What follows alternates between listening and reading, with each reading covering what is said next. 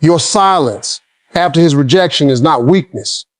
It is a mirror showing him what he lost when he chose to ignore you.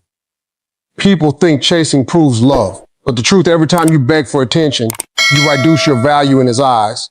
Silence done right becomes louder than words. It forces a man to sit with his forces. A man to sit with his choices and feel the weight of losing someone who actually cared. You are not punishing him. You are protecting your peace, and that changes everything about how he remembers you going forward in his mind every single day. Now listen, let me be honest with you. The moment you stop reacting to rejection is the moment you start gaining real power over your emotional life. Most people think love is about chasing, explaining, and proving, but real value is shown when you choose yourself without apology. Silence is not about playing games. It is about setting standards that protect your peace and force respect back into the situation. You stop begging and you start observing who actually deserves access to you, because not everyone who left deserves a second version of you. And that is where your strength begins now. When you go silent after rejection, something powerful starts happening that most people completely misunderstand. They think silence is about punishment or games or trying to make someone miss you. That is small thinking. Real silence is psychological disruption. It interrupts the story a man has built in his mind about you. Because whether you realize it or not, when he rejected you, he didn't just reject your presence. He formed a conclusion about your value in that moment. And if you keep chasing, texting, explaining, trying to be seen, you reinforce that conclusion. You validate his decision. But silence does the opposite. It removes your emotional availability from his control and forces his mind to do something it was not prepared to do. Reassess. A man is comfortable when he believes he understands your reactions. If he texts and you respond instantly, he learns your pattern. If he pulls away and you panic, he learns your weakness. If he disrespects you and you stay, he learns your boundaries are flexible. But when rejection is met with calm silence, not anger, not pleading, not emotional noise, his mental framework breaks because now he cannot predict you. And unpredictability creates curiosity. Curiosity creates reflection. Reflection creates doubt. And doubt is where perception starts to shift. Let's be clear about something most people avoid saying. After rejection, your presence can actually work against you. Not because you are not valuable, but because overexposure during emotional imbalance reduces how your value is processed. When a man expects access to you and still gets it without effort, your emotional weight decreases in his mind. But when access is removed completely, his brain starts recalculating. Humans are wired to value what becomes uncertain. That is not manipulation. That is psychology. Silence forces him into a space where he has to deal with the reality of his decision without your influence. When you are constantly available, he can avoid emotional consequences. He can sit comfortably in his choice because you are still there cushioning it. But when you step back, there is no cushion left. Now he has to sit in the discomfort of absence.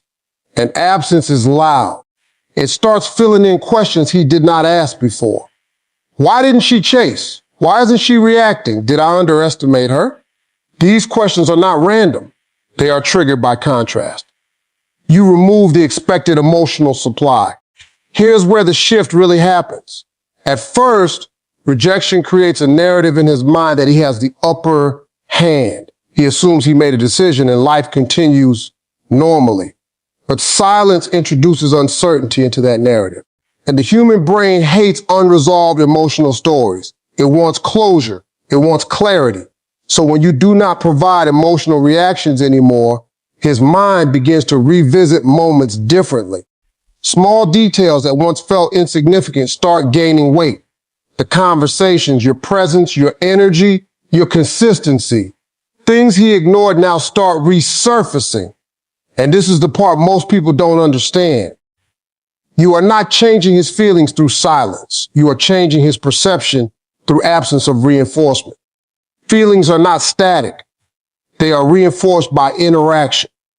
When interaction stops, perception becomes fluid again. That is why silence is not passive. It is active recalibration. But there is a condition most people fail at.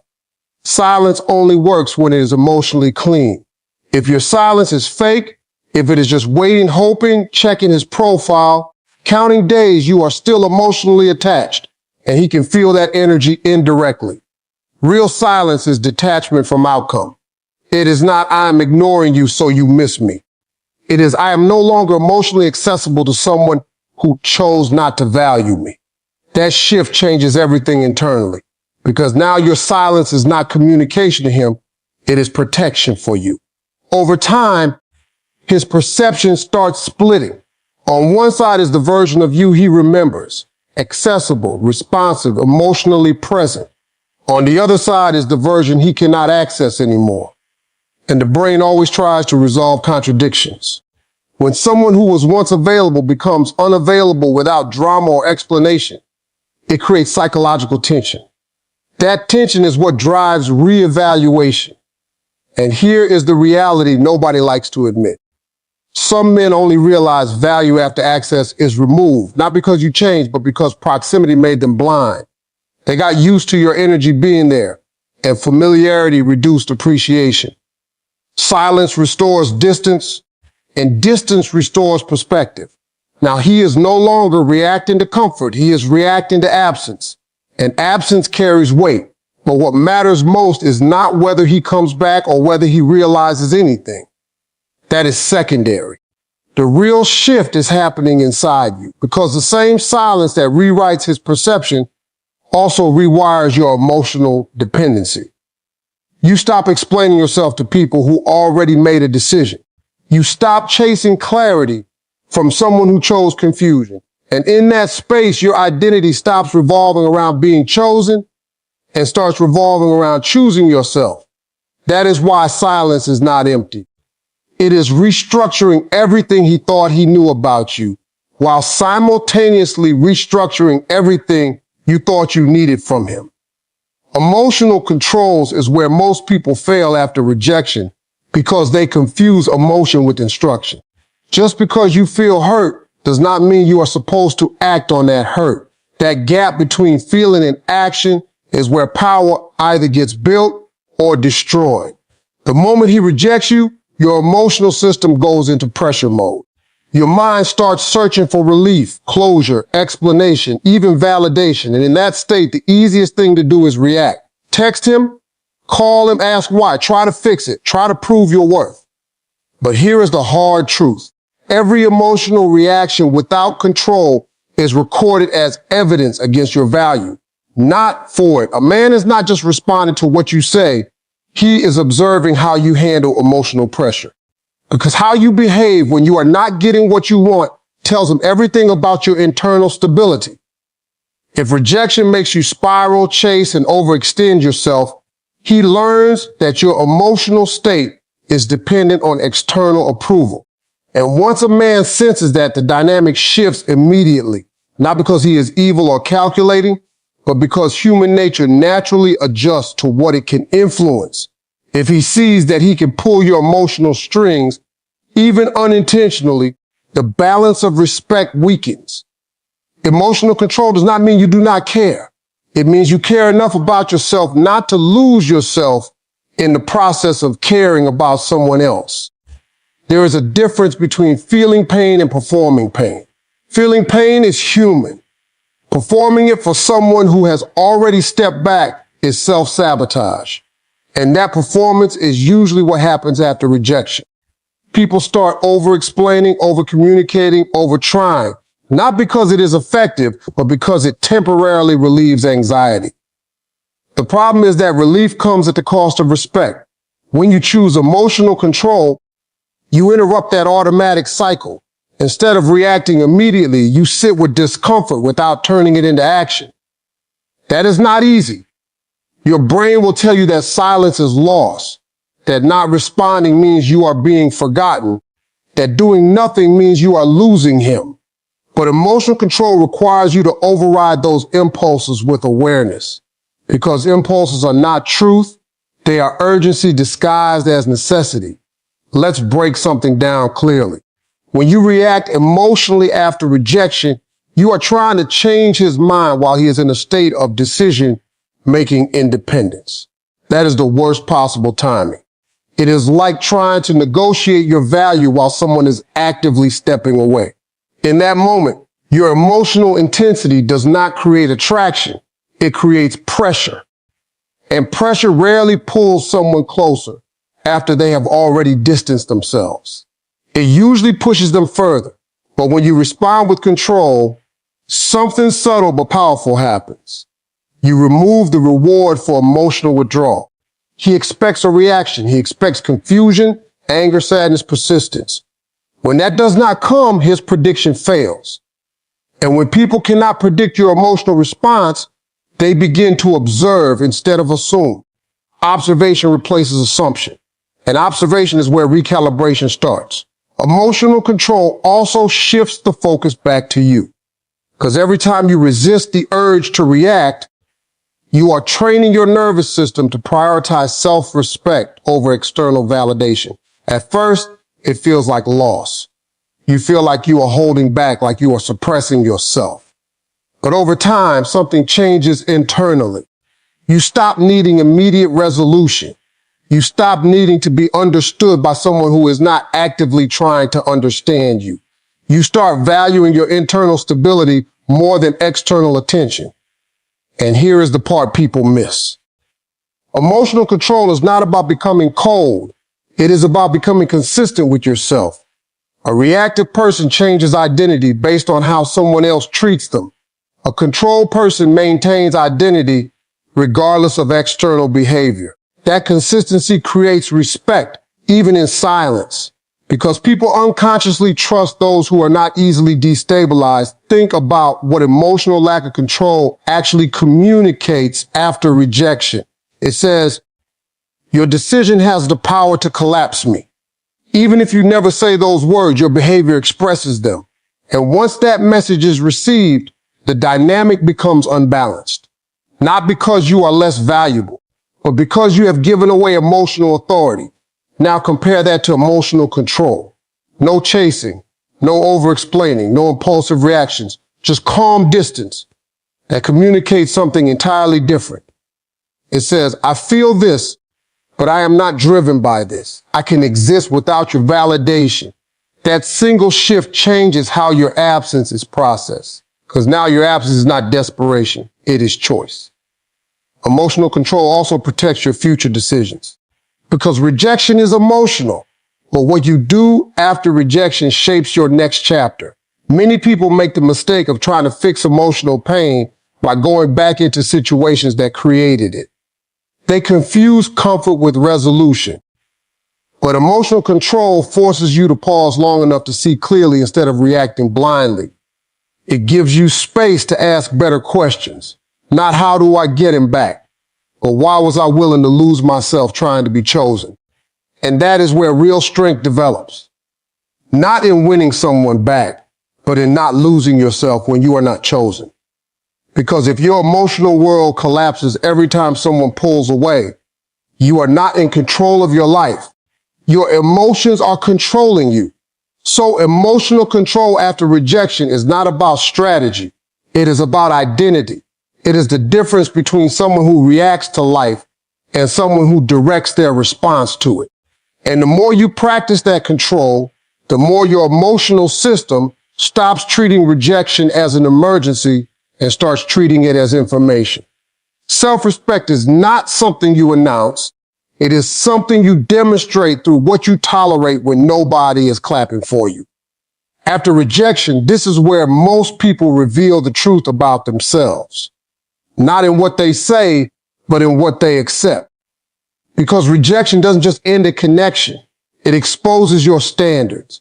And if your standards collapse the moment someone pulls away, then you were not operating from self-respect. You were operating from attachment disguised as love. Let's be clear. Self-respect is not pride and it is not ego. Ego says, I need to prove I am worthy. Self-respect says, I already know my worth, so I don't chase situations that deny it. That difference changes everything in how you respond after rejection.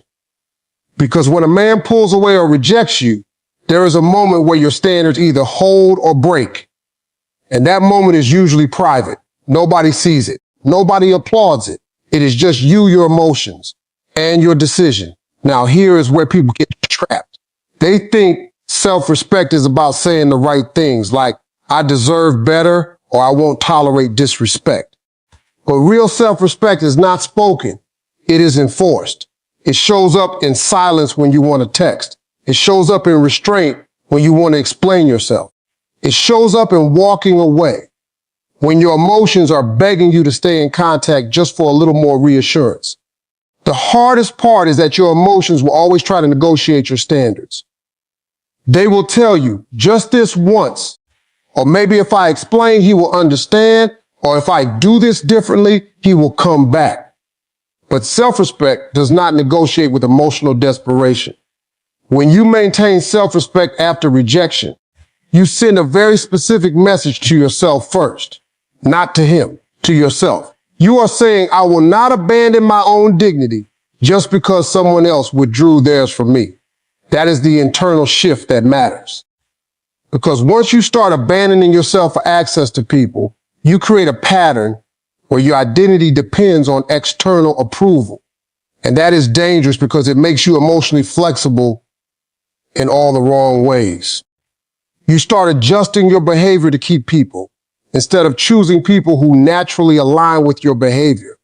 In relationships, especially after rejection, self-respect becomes your filter. Without it, you accept mixed signals. You accept inconsistent communication. You accept emotional crumbs and convince yourself it is better than nothing. But with self-respect, your tolerance level changes. You stop romanticizing inconsistency.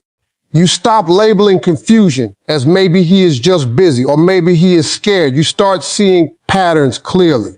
And clarity is uncomfortable because it removes excuses. A man can only define your value as much as you allow him access to redefine it. If after rejection you continue giving full emotional access, he never has to reconsider his decision. But when you withdraw access and maintain your dignity, you change the emotional structure of the dynamic, not through manipulation, but through alignment with your standards. You are no longer proving your worth. You are requiring it to be matched. Self-respect also changes your behavior in subtle but powerful ways. You stop over-explaining your feelings to someone who already chose not to understand them. You stop trying to convince someone of your worth when their actions already showed their level of investment. And most importantly, you stop confusing emotional discomfort with emotional necessity. Just because it hurts to walk away does not mean walking away is wrong.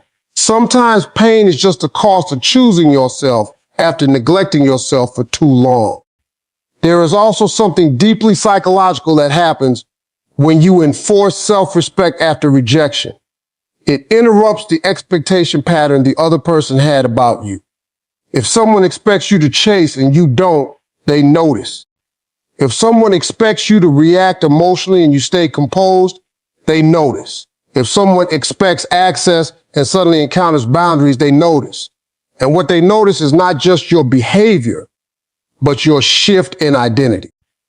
You are no longer responding from attachment. You are responding from standards. But the most important transformation is internal. Because self-respect after rejection is not about changing their perception first. It is about stopping your own self-abandonment. Every time you chase someone who has pulled away, you are teaching yourself that your emotional stability depends on external validation. Every time you stay in contact with someone who is inconsistent,